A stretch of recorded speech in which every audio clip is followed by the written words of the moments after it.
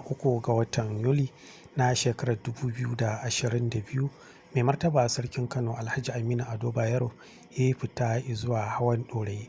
Wannan hawa na ɗorayi ana yin sa ne kowace shekara, musamman a lokacin bikin babbar sallah.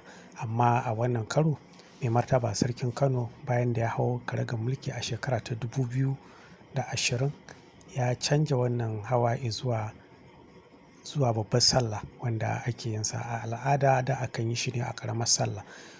Bisa adalci da kuma kyautatawa ta Mai Martaba Sarki, bisa ganin irin barna da ake yi wa manoma a yankin Fanisau, wanda da a babbar sallah ake yin sa, sai aka mai da hawan ya koma zuwa na ɗorayi. To kamar yadda aka saba dai, Mai Martaba tun a safiyan nan ya fita zuwa ɗorayi, kuma mabiya da hakimai da sauran dagatai da dogarawa da bayan sarki suna tare da Mai Martaba Sarki a wannan hawa da aka yi. Muna fata yadda aka hau lafiya za a sauka lafiya.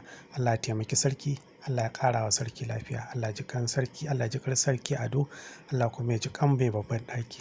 Ran sarki ya daɗe.